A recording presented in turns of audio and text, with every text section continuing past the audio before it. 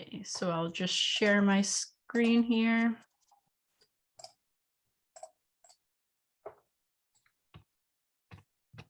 So can everyone see my first slide? Looking good. Okay. So hi, everyone. I'm Catherine, and I work as an ecologist in Southern Ontario.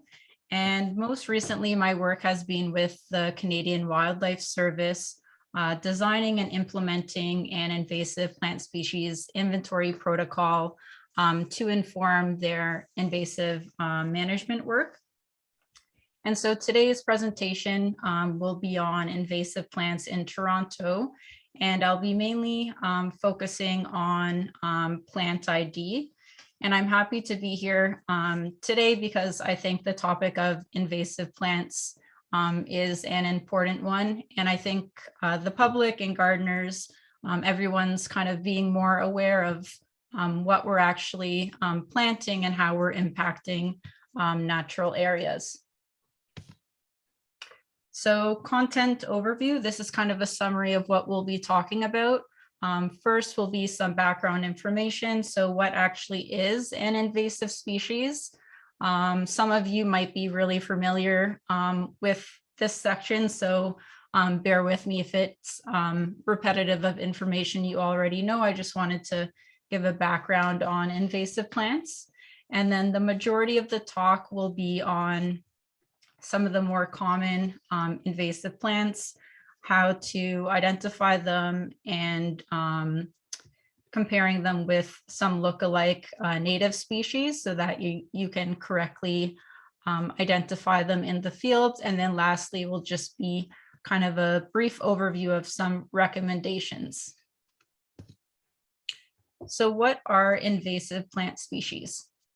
Invasive plants, to be considered invasive, they have to meet some criteria. So firstly, they have to be non-native species. So that's plants that are not native to an area. So they're growing in an area beyond their natural range, and they've been introduced by humans. So for example, a European plant that might be in Ontario. Second, they have to be naturalized. So the plant is able to reproduce on its own in the new environment. And most importantly, these plants have negative impacts on the environment, economy, or society, including human health. And only a small fraction of introduced plants actually make it to this stage of being considered invasive. But in Ontario, a study conducted by the Canadian Food Inspection Agency in 2008 identified a total of 444 invasive plant species at that time. So properties of invasive plants. Invasive plants, they tend to share some similar characteristics. So they tend to be generalist species. They can grow in many different habitats.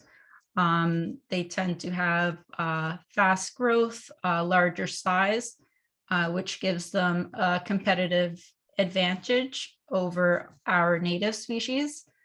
They also tend to have really high reproductive ability. So they produce a lot of seeds, or they have vegetative production. So they can have suckering or rhizomes. They also tend to have adaptations for long dispersal. So plants that are dispersed by wind, birds, or water. Invasive plants also tend to be very able to adapt to current conditions. So they have high phenotypic plasticity. They also can have longer growing seasons. So they leaf out before native plants, as well as can hold their leaves longer. And lastly, many invasive plants tend to be able to modify their ecosystem. So they can be allelopathic and release chemicals which inhibit the growth of other plants. So some ecological impacts on invasive plants. So there's a lot of existing research in this area. So invasive plants have been shown to degrade natural areas and disrupt natural communities. And this can reduce ecological function and the services that forests provide. So invasive plants, when they spread into natural areas, they displace native plant species, and they tend to create really dense thickets of monocultures that outcompete native plants for space, water, nutrients. They can reduce biodiversity, inhibit forest regeneration, or forest succession. So they can prevent native trees like sugar maple from regenerating. They also can alter forest structures. So for example, common buckthorn has been shown to inhibit regeneration, which can reduce carbon storage of forests. Invasive plants also can reduce or increase erosion and flooding impacts. So for example, garlic mustard has an S-shaped taproot, which is very different from our native herbaceous forest species that tend to have more fibrous root systems, which help to hold together soil. They could also contribute to disease or pest spread. So for example, invasive tree of heaven can facilitate the spread of invasive insect pest, spotted lanternfly, which threatens forests as well as industries such as agriculture.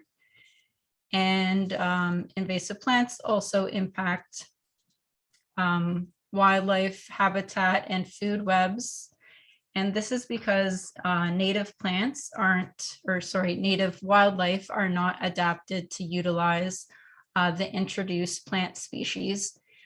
So invasive plants tend to be poor food producers, which can directly impact food webs. As an example, invasive honeysuckle fruit is low in protein and fats, which birds rely on. And these impacts on the food web can also be quite complex. They can include host plants, competition, cascading impacts. And invasive plants also threaten species at risk. So for example, this past year, working with the Canadian Wildlife Service, they're trying to protect wildlife species at risk, such as bobolink, eastern meadowlark, or snapping turtle, and invasive plants are identified as a major threat.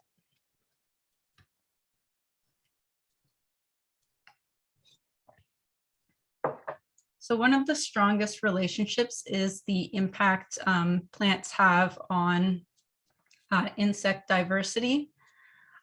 So exotic plants have been shown to support lower insect abundance and diversity.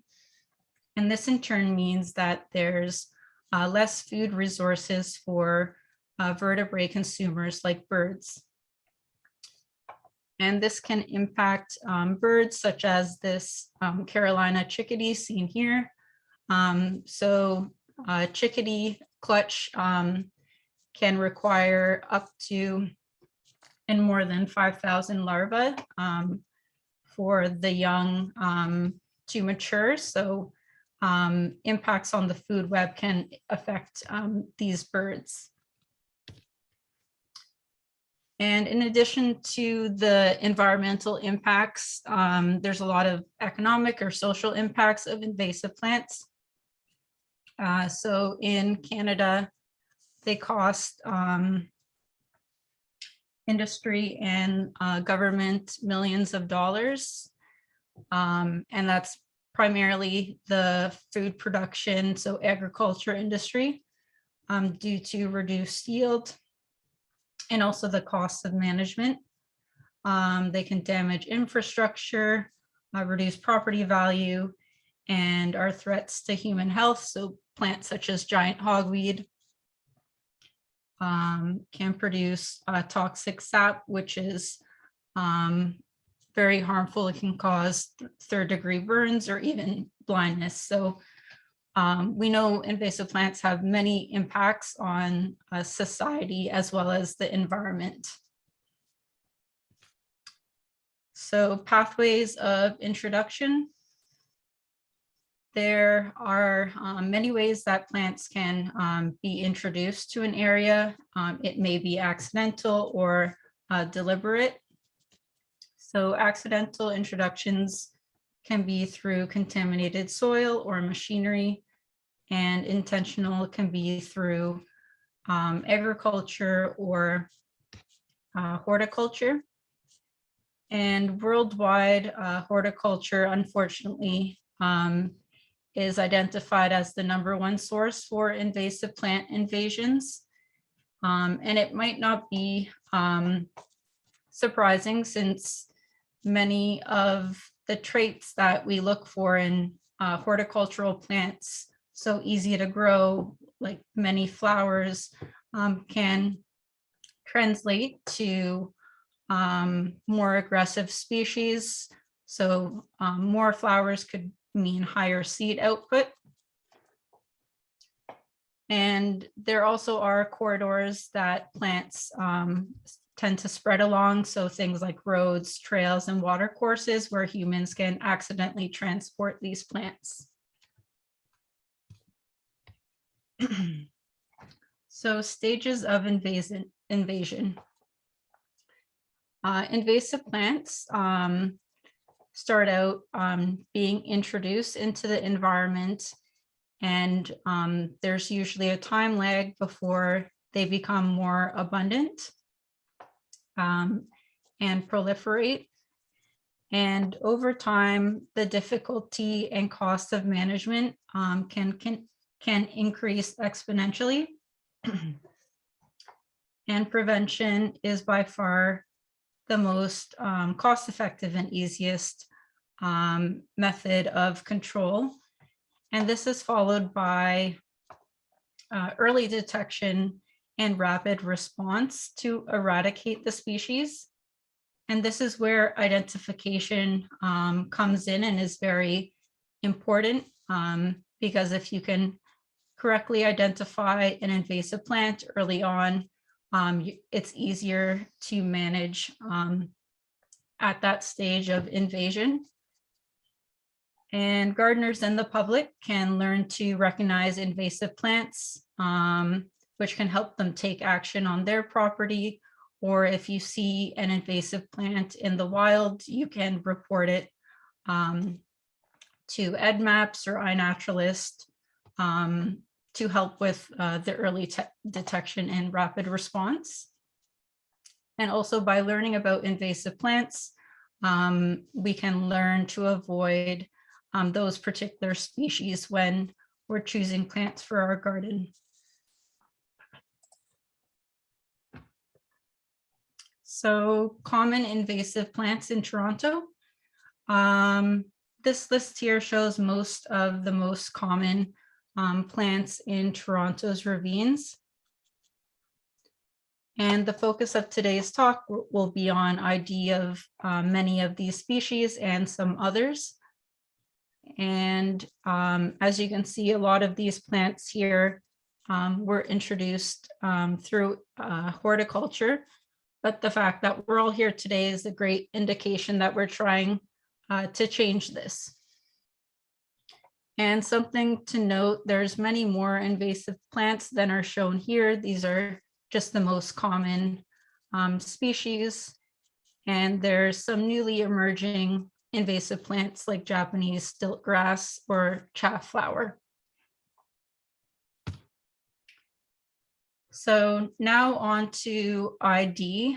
This is just a summary of some of the main features which you might be familiar with. So when you're looking at a plant, a lot of the identification features involve the leaf morphology. So leaf shape, you can have a simple leaf or a compound leaf, which is composed of smaller leaflets, or lobed leaves, which have sinuses or irregular shapes, similar to an oak leaf. You can also look at the leaf margin, which is the edge of the leaf, whether it's smooth or serrated. And leaf venation, so the pattern of the veins on the leaves. And this image here just shows a schematic of a simple leaf. So the leaf edge or the margin, the petiole, which is the stem of the leaf, and the veins, including the midrib. And one of the most important features to look for is the leaf arrangement. So whether the leaves or branches attach oppositely, or if they attach alternately. And you can see here where the leaves attach to the stem. This is called the axil. And that's also an important feature to look at because some flowers form at the end of the branches, or some flowers can form along axils. And other features to look for are the bark or location of flowers, and some other features which we'll be going through. So first off is common buckthorn. It's an invasive woody shrub. Sometimes reaches the size of a small tree. Its leaves are egg-shaped, so kind of an oval shape. Its veins run towards the tip of the leaf. The bark is similar to cherry in that it has lenticels. It's kind of a dark gray. Its branching is alternate or usually sub-opposite. So that's similar to opposite branching, but the two leaves are slightly askew. So you can see here the attachment is not quite opposite or alternate. It's kind of in between. And common buckthorn also has these small thorns at the top of the branches. And common buckthorn tends to dominate forest understories, meadows, or prairies. And its berries have a laxative effect, which ensures that birds disperse its seeds. So look-alike species to common buckthorn. You can see common buckthorn in the middle. These two other species can look quite similar. All three of them have the sub-alternate branching to alternate branching and have black berries or dark purple berries. But you can differentiate them based on their leaf shape and the edge of the leaves. So if you look at common buckthorn here, you can see the edge of the leaves have these small rounded teeth. And like I mentioned, the veins curve towards the end of the leaves, and there's 3 to 4 veins per side. So if you compare that with glossy buckthorn, the edge of the leaves are entire or smooth, and the veins themselves go towards the edge of the leaf. And there's 6 to 9 veins per side. The flowers as well buckthorn has 4 parts to the flower, whereas glossy buckthorn has 5-part flowers. And alder-leaved buckthorn is a native buckthorn species. It's quite rare in Toronto. It grows mainly in very wet thickets, so in wetlands, and it's a much smaller shrub. It only reaches 1 meter in height compared to these 2 other invasive shrubs. So alder-leaved buckthorn has rounded leaves. It does have veins that curve towards the end of the leaf, but there's many more veins per side, 5 to 8.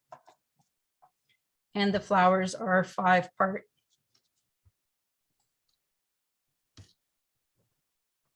Buckthorn may also appear similar to these 2 other native species, but there's some key ways to differentiate them. So buckthorn's berries were all along the stem, whereas in these 2 plants, the berries or flowers, the inflorescence is at the end of the stem. So this is black chokeberry on the left. And its berries themselves have a kind of like pinched bottom to the berries, unlike buckthorn. And their leaves, the midrib has brown spots. And the flowers are rose-like. It's part of the rose family. Same with cherries. They also have rose-like flowers, unlike buckthorn. And the berries are red. The bark does look quite similar, but the leaves on cherries, the petiole has these glands, so 2 projections on the petiole. Lastly, buckthorn might be similar to native dogwood species, but again, they have inflorescence at the end of the plant or the end of the branches rather than along the stem. And the leaf edges are smooth or entire. Next are the non-native invasive honeysuckles. So there's a number of invasive honeysuckle shrubs. All of them have oval leaves, opposite branching, red berries, and they do have quite nice showy flowers, which is why they are desirable as ornamental plantings. And they're quite common in Toronto.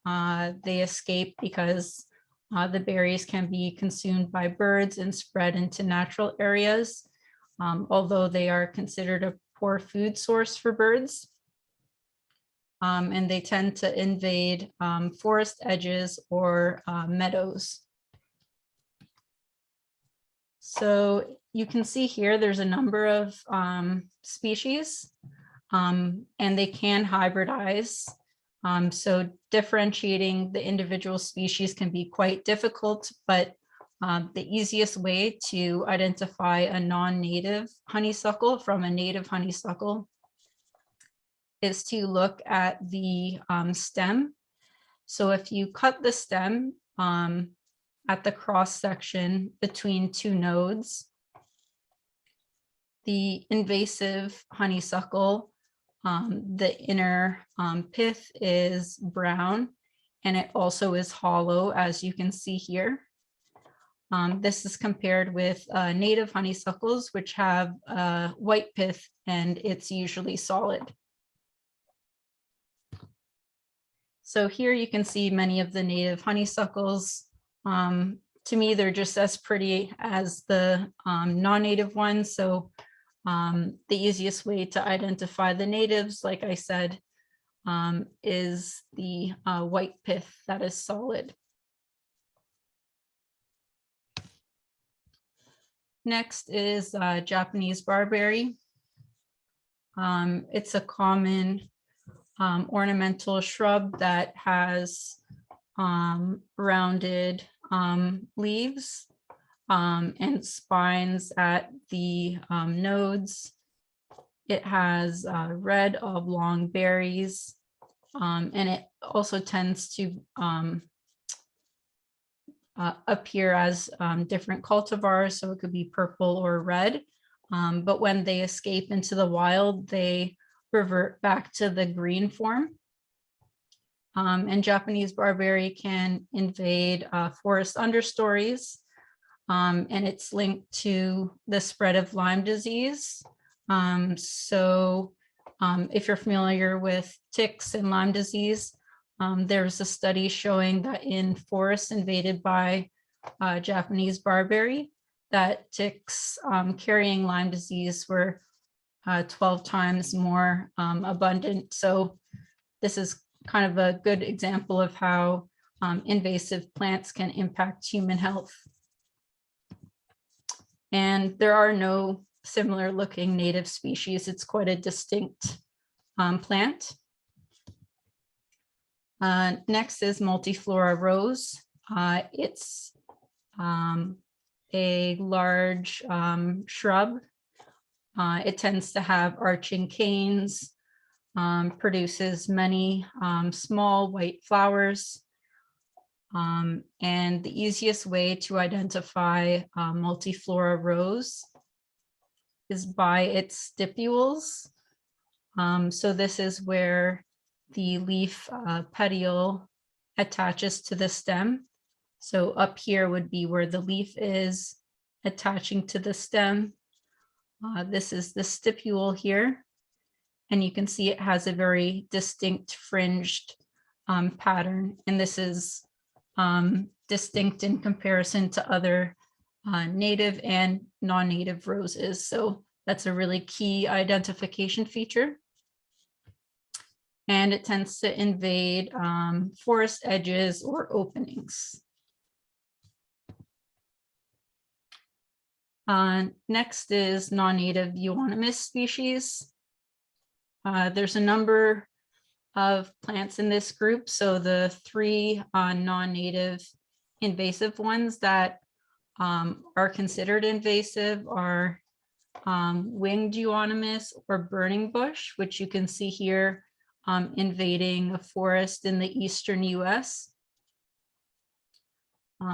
European spindle tree and winter creeper, also known as fortune spindle.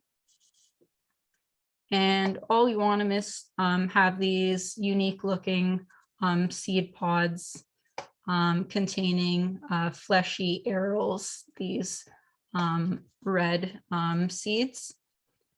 And the non-native Euonymus can invade forest understories and spread by bird dispersal. And there are some native Euonymus, which we'll go through after.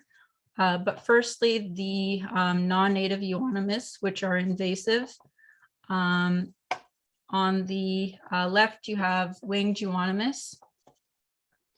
A key feature to identify this species is that it has wings on its first year growth, as well as older growth, and it's quite obvious. The petioles are very small, so just 1.5 to 3.5 millimeters. And this is compared to European spindle, which can have wings on its branches, but only on older growth.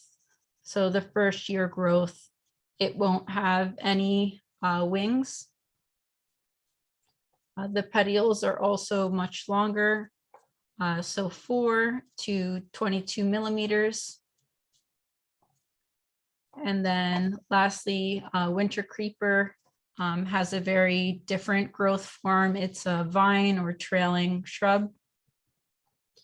It doesn't have any wings, and a key feature is its leaves are evergreen, and they also have a lightened midrib, so light veins. And all three of these non-native invasive Euonymus have white to green flowers, or sometimes a very pale pinkish cream. And the flowers are 4 parts. So if you compare that with the native Euonymus species, Eastern Wahoo, it does have 4-part flowers, but they're very dark maroon. The leaves are also hairy on the underside, as compared to the other Euonymus species, which are hairless. And then the second native Euonymus species we have is running strawberry bush. Its flowers are 5 parts, so 5 petals, as opposed to 4 in all the other Euonymus species. It's also a very small trailing plant, and its leaves tend to be obovate, so they're widest above the middle, and they're also obtuse in angle, so wide angle at the tip versus more pointed. And the fruit, if present, is very distinct because it has spiky fruit as opposed to smooth in the other Euonymus species. Next is English ivy. It's a very distinct plant, evergreen vine, and it usually spreads into forests from neighboring gardens. It has a dense growth and can cover the ground cover as well as overtop trees and vegetation. Its leaves are quite distinct, so they're maple leaf in shape, evergreen, and it has lightened veins. And there's not really any native species which can be mistaken for English ivy. Potentially, it could look similar to native grape species, but native grapes don't have lightened veins and the leaves aren't evergreen. And native grapes also have teeth along their leaf edge, whereas English ivy has no teeth. So it's smooth along the edges. Next is Oriental Bittersweet.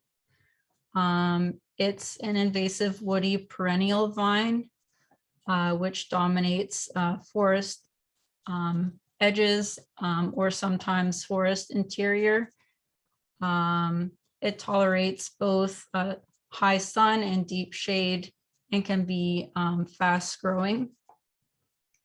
It produces abundant seeds, and it can be used to make flower arrangements, which unfortunately can be a way of how it spreads into natural areas.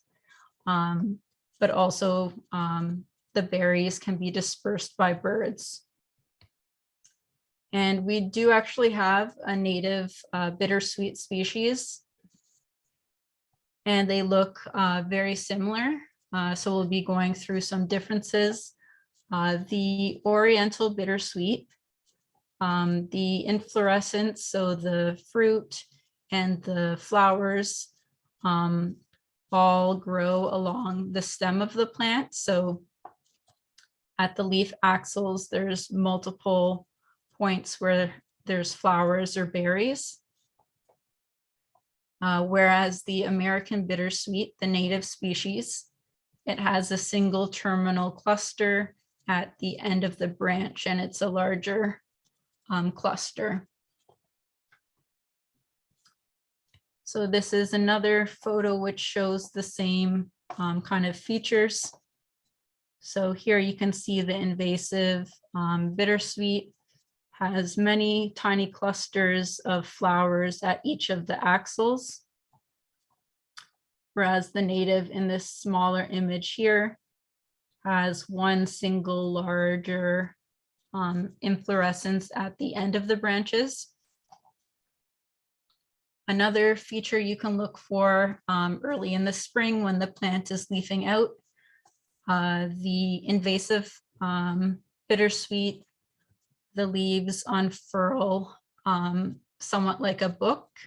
So they just open up, whereas the native bittersweet seen here in the smaller image has a rolled edge, so it unfurls like a scroll.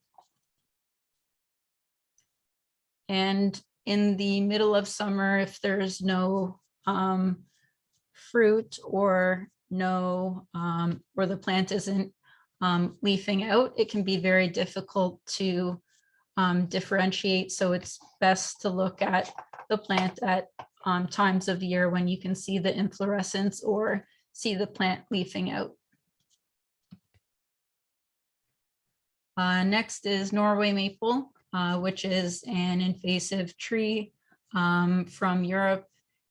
It can dominate the forest canopy, and it's quite common in many of Toronto's ravines. A study conducted by University of Toronto found that between 1977 to 2015, that Norway maple cover increased from just 10% up to 40%. And research has shown that Norway maples inhibit regeneration of native tree species.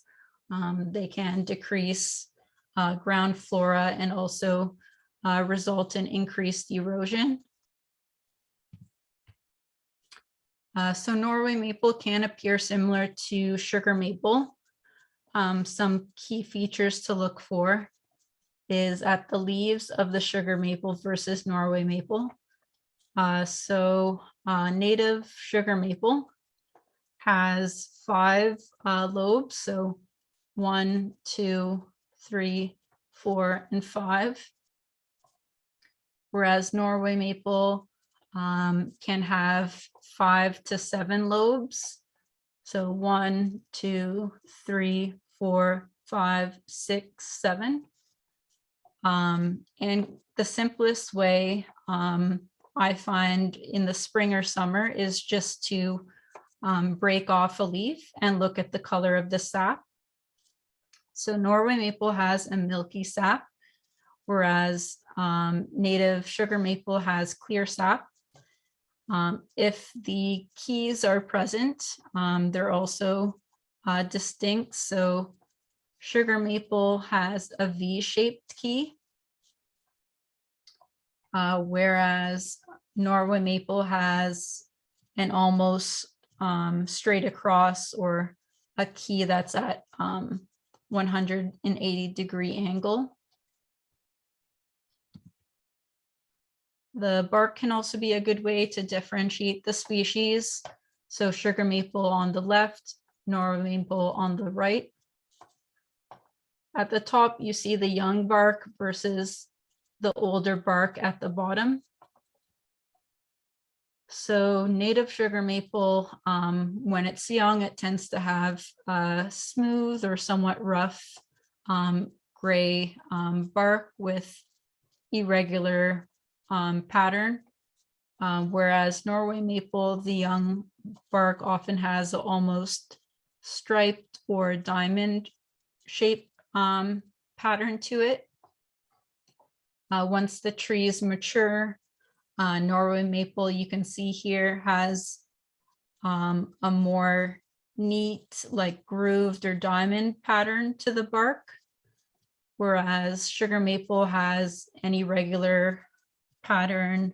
It has vertical ridges that tend to curl backwards. So that's another good feature to look for. In the fall, you can also notice the difference in their color. So this photo was taken at the same day. So sugar maple changes to a red or orange color, whereas Norway maple tends to turn yellow to brown. And you can see here that the Norway maple has barely started changing color, and that's because it tends to hold onto their leaves much longer than sugar maple does. And this particular photo shows the cultivar Crimson King. So next is Tree of Heaven. It's an invasive, fast-growing tree. It has these large compound leaves composed of many leaflets, alternate branching. A key feature is the leaflets, each with a notch at the base. And this tree is especially a concern recently because it's the primary host for spotted lanternfly, which threatens forests and also the industries associated with agriculture or wineries in Canada. So it hasn't arrived in Ontario yet, but the Ontario government is trying to track where invasive Tree of Heaven is present, because that can help inform where spotted lanternfly might become a more major problem. And similar trees, Tree of Heaven can look similar to native black walnut as well as native staghorn sumac. Key feature is that notch at the base of the leaflet. So Tree of Heaven has leaves which are entire, so they're smooth apart from this notch, whereas these two native species both have serrated or toothed edges, as well as the fruit is very different looking. So Tree of Heaven has winged seeds. Black walnut has the large circular fruit, and then staghorn sumac has these fuzzy seeds, as well as the smell can be a good way to differentiate the species. So Tree of Heaven is described as having a rancid, nutty smell. It's supposed to be an unpleasant smell, whereas black walnut has a citrus-like smell, and staghorn sumac doesn't really have a distinct scent. Next, Japanese knotweed, onto herbaceous plants. So Japanese knotweed is an invasive herbaceous perennial. It does look like a shrub because of how large it gets, but its stem dies back in the fall, and it tends to grow in moist areas, so it spreads along waterways. And it's a restricted invasive species in Ontario, meaning it's illegal to import, deposit, release, breed, grow, buy, sell, lease, or trade. And this plant has very extensive rhizome system, which can go as deep as 3 meters. So it damages infrastructure and can also spread quite easily by stem fragments or root fragments. It's a quite distinct plant. It has bamboo-like stem that's hollow, and it also has these shield-shaped leaves. And there isn't any native species that it could be mistaken with. Next, dog strangling vine. I'm sure everyone's familiar with these plants. They're very problematic in gardens, also in natural areas. There's 2 main species, the invasive black swallowwort and also invasive pale swallowwort. They produce these slender seed pods, which are wind dispersed. They have flowers at many points along the stem at the axils. It creates dense thickets, which you often see climbing on trees and other vegetation. And within just 1 meter squared, it can produce up to 28,000 seeds. And it has a lot of a wide range of impacts. So it's an allelopathic species. So it produces chemicals which inhibit the growth of other native plants. And it's also a direct threat to monarch butterfly. So it can outcompete native milkweed species, but also monarch butterflies have been found to occasionally lay eggs on dog strangling vine by mistake, in which the larvae don't develop and don't survive. And it's currently a restricted invasive species in Ontario. It is somewhat related to native milkweeds, but you can see here the native milkweeds are very distinct looking. So all of the native milkweeds, the inflorescence tend to be at the top of the plant, and also the seed pods are much larger, and the plants are upright growing, unlike dog strangling vine, which is a twining vine. And also all of these native milkweeds are the host plant for the monarch butterfly.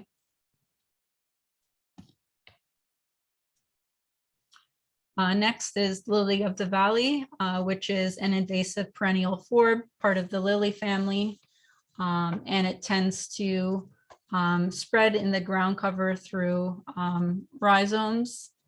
It produces bell-shaped white flowers and red berries later in the summer and fall.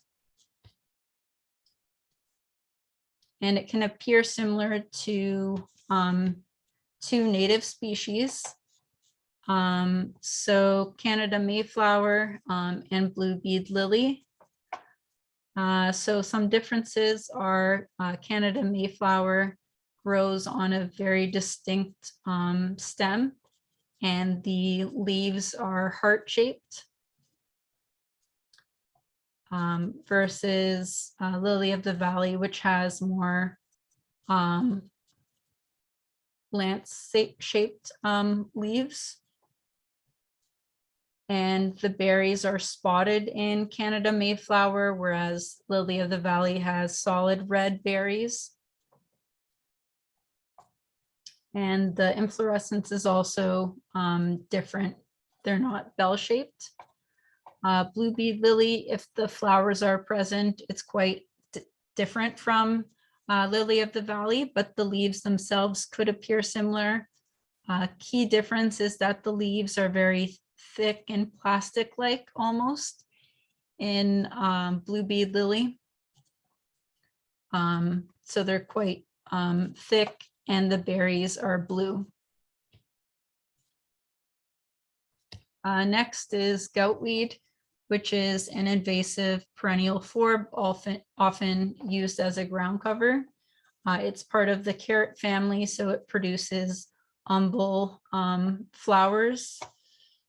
It also has leaves which are compound in groups of 3. And it can be seen in its variegated form or its wild type green form.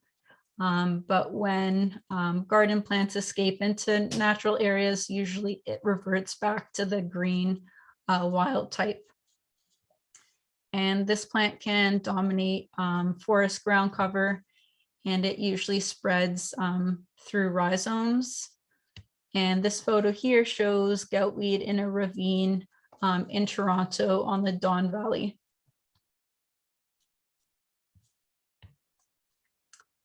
So goutweed and lookalikes. Invasive goutweed in the middle here, and 2 lookalike native species. You have Canada honewort over here on the left.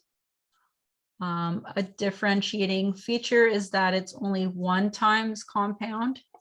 So this is a leaf here. It's divided into 3 only once. So 1, 2, 3 leaflets, which are lobed but not actually divided, versus goutweed, which is 2 times compound. So it's divided once, and then up here again, it's divided into 3. So 2 times compound. Whereas golden Alexanders can be anywhere between 2 to 3 times compound. So in a large leaf, it has many leaflets, which you can see here. So once compound, and then look at the top one, twice compound, and then again 3 times compound. The veins are also different. So golden Alexanders tends to have less impressed veins, whereas honewort and goutweed tend to have more impressed veins. And also, if the plant is in flower, it's very distinct, because golden Alexanders has yellow flowers versus white. Again, another view of the leaves. So in Canada honewort, the lateral leaflet, so this one here, is sessile, so there's no petiole. Whereas in goutweed, the lateral leaflet has a distinct petiole. And they're not winged. Whereas in golden Alexanders, the lateral leaflet does also have a petiole, but often they're winged. So they have an appendage or an additional extension of the leaf down the stem.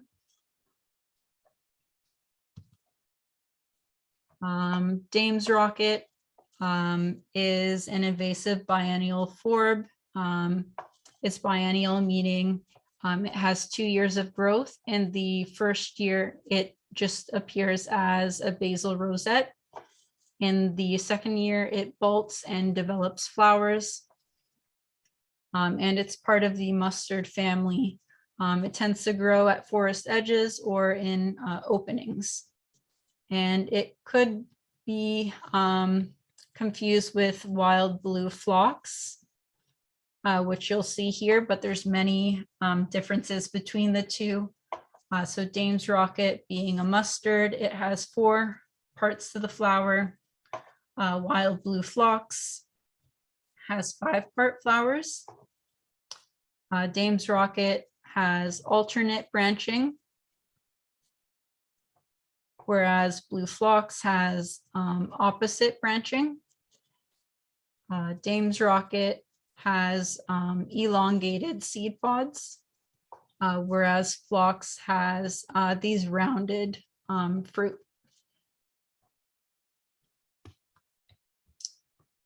Lesser celandine. Lesser celandine is a lesser common or commonly known invasive plant. And that's partially because it's an ephemeral species. So it's only visible in the spring before it goes dormant underground. And this plant is a threat towards some of the native ephemeral plant species we have. So things like trout lily or trillium, because it competes during the same time of growth. So it creates these dense thickets of celandine, which can crowd out these species. And it has kidney to heart-shaped leaves, and these small yellow flowers. And if you look at this plant, you may mistake it for marsh marigold, but there are some very obvious differences, one of them being just the sheer size. So Lesser Celandine is a much smaller plant, and it usually grows in drier sites. So it can grow in wet conditions to drier conditions, whereas marsh marigold, you can only find it in quite wet, marshy sites. The leaves of Lesser Celandine are only 1 to 2 inches wide, whereas marsh marigold has leaves up to 4 inches wide. Lesser Celandine is usually just a few inches tall, less than 12 inches tall, whereas marsh marigold is a very robust herbaceous plant, and it reaches up to 24 inches tall. And the flowers themselves are distinct. So you can see here, Lesser Celandine has many more petals, and the petals are more narrow. So it usually has at least 7 petals, whereas marsh marigold has much broader petal-like sepals. And there's usually only 5 or sometimes 6, but never a ton of petals the way Lesser Celandine flowers are. And again, marsh marigold is a native wetland species. Garlic mustard is an invasive biennial forb. Its first year produces basal rosettes, which have kidney-shaped leaves. In the second year, it bolts and flowers, and the leaves along the stem tend to be more triangular. The flowers themselves are white, 4-part flowers, and it produces elongated seed pods.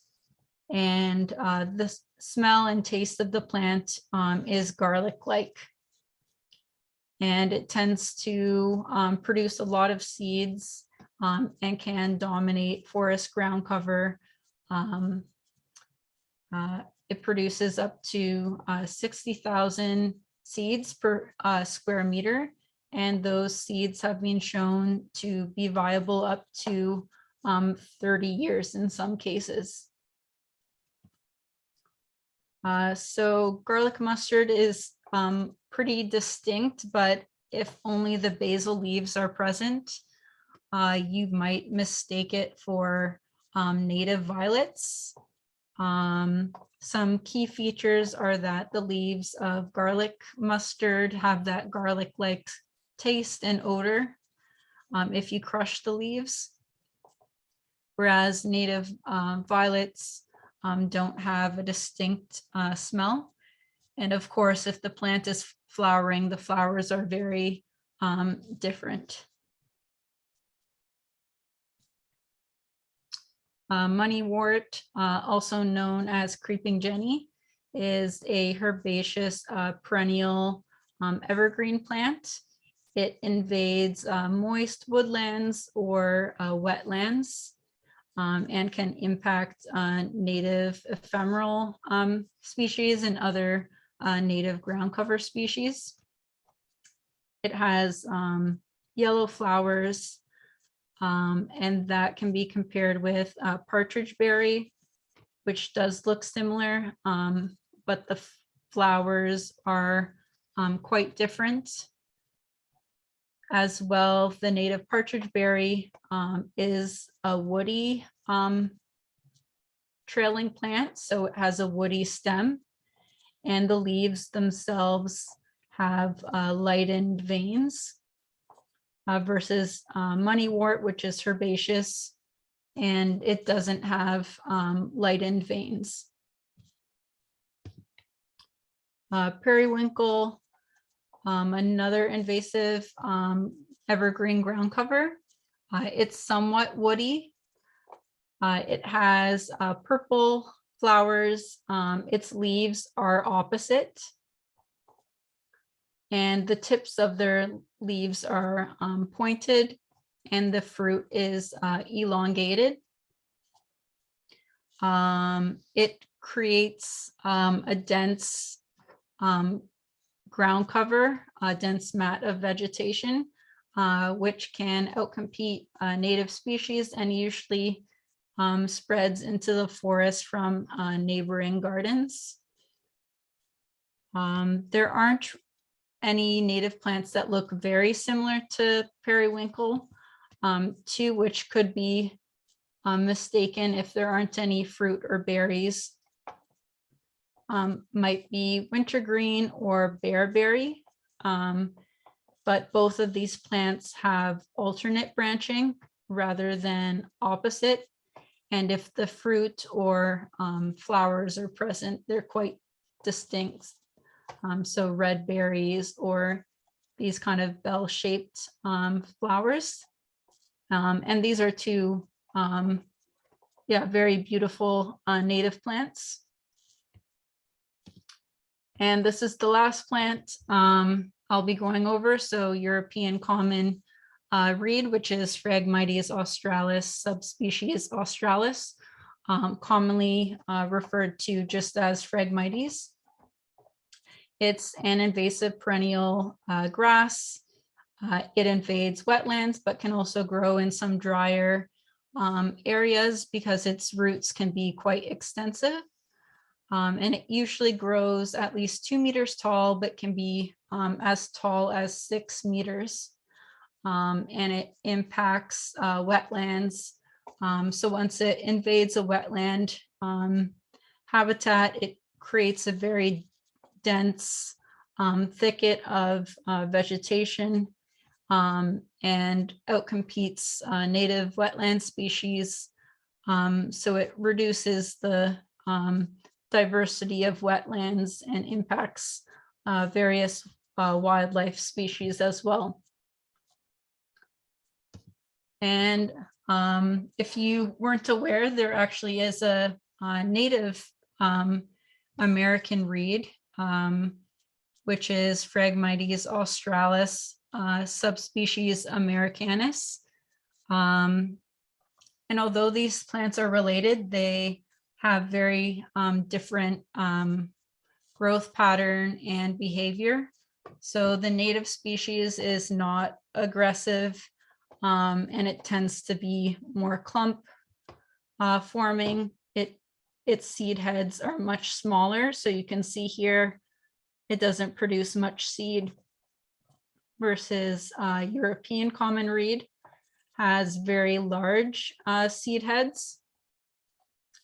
And probably the easiest way to differentiate these two species is by their stem. So you can see American reed on the right has a maroon colored stem that's shiny, whereas European common reed has dull green to tan stems. And with that, I just wanted to mention some recommendations for preventing the spread of invasive plants. So some ways to prevent the spread would be to stay on trails, keep pets on leash, cleaning gear, shoes, equipment between different locations or natural areas that you're visiting. Another recommendation that organizations suggest is to not transport soil or plant materials which you suspect have invasive plant material in them between sites. We can also report sightings of invasive plants in natural areas to EdMaps or iNaturalist, which are citizen science type apps. They're free to download on your phone. And you can also support city or other volunteer organization efforts to monitor natural areas and manage invasive species, as well as there's many volunteer opportunities in the Toronto area. Another important thing is managing plants on your property. So learning to identify species. So we covered some of the most common species that you could come across. Also, I'm happy to share this presentation or any resources. It's important to find out if you have invasive plants and manage them. And it's good to choose non-invasive alternatives. So non-native plants that are non-invasive, or ideally native species. And another good thing is to know where your topsoil or fill comes from, and that it doesn't contain invasive seed. And when disposing of invasive plant material that contains viable material, so flowers or seed, it's recommended not to compost, that it should be disposed of in a landfill. And reasons to help. This is a nice quote from the Nature Conservancy. We control invasive plants because they are harming the native plants and animals we care so much about protecting. And these resources I won't go through, but there's many resources on invasive plants. There's also many resources available to help with identification, ways to check if a plant is invasive. So for example, the EdMaps database, you can actually type in a plant name and if it comes up, it's considered invasive somewhere in North America. And if you click on the link, it can show you where it's been invading. Gardening resources, there's lots of good resources out there like the Grow Me Instead guides. Credit Valley Conservation has really great gardening resources on native plants. And like Mary Lise mentioned, you guys have learned a lot about native plant gardening from various presenters. So definitely implementing those things is a great way to help native plants and wildlife. And there's also a new coalition led by the Master Gardeners of Ontario called the Canadian Coalition for Invasive Plant Regulations. And this group led by Master Gardeners is trying to promote the regulation of some of the invasive plant species which are still sold in garden centers. So they want to help prevent the impacts of invasive plants from escaping gardens. And these are just the references I used for my talk for all the photos, as well as some of my own. And then just finally, I wanted to thank everyone for attending. I know it was a long presentation, and we only touched on some of the invasive plants, but hopefully you found some of the material helpful. And if you ever have any questions or want plant ID help, I'm happy to receive your emails and help with any plant ID you might have.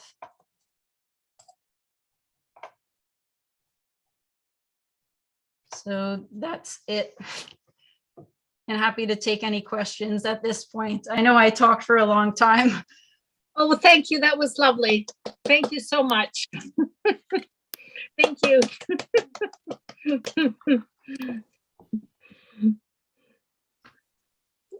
it was very informative. So thank you.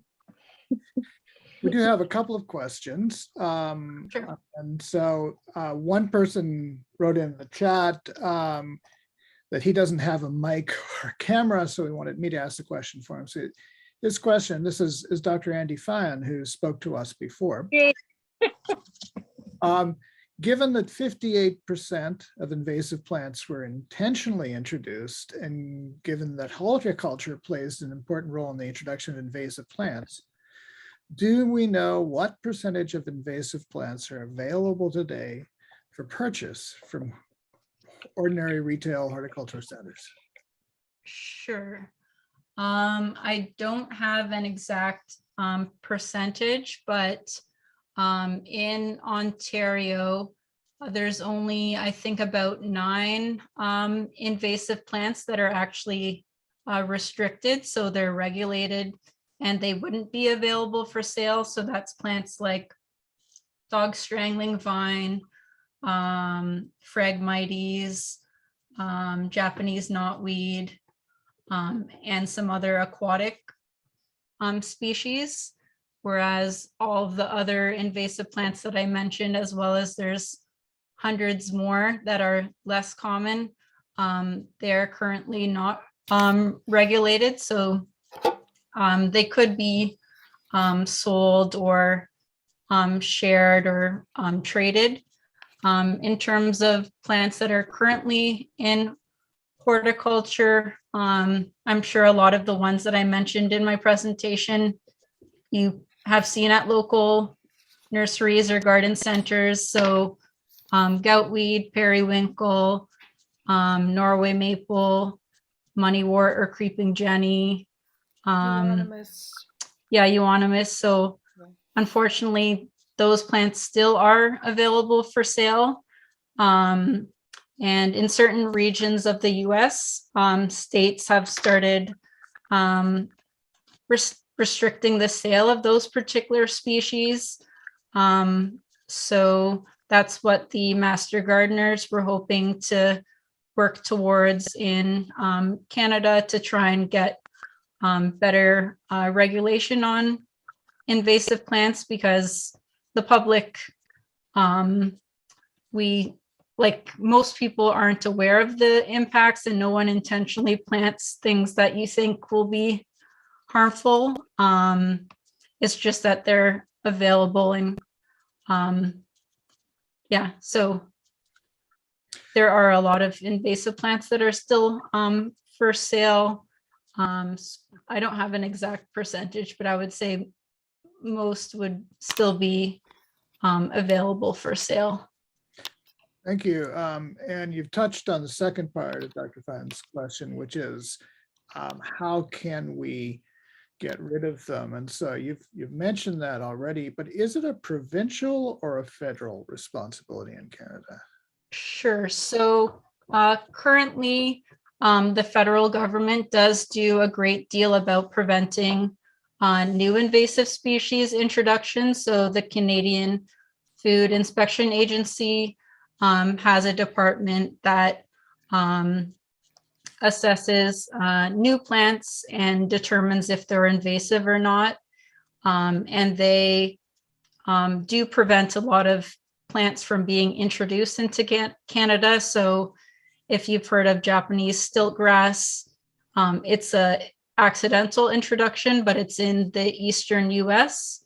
And only 2 sites, I think, in Ontario, it was accidentally introduced, but it was under control by the federal government, and it's being managed to be fully eradicated. So the federal government is in charge of, I guess, preventing new invasive plants from being introduced and doing that rapid response. But in terms of plants that are currently in Canada and might be in the environment or in gardens, they don't really have jurisdiction for that based on what their, I guess, I think it's the Plant Protection Act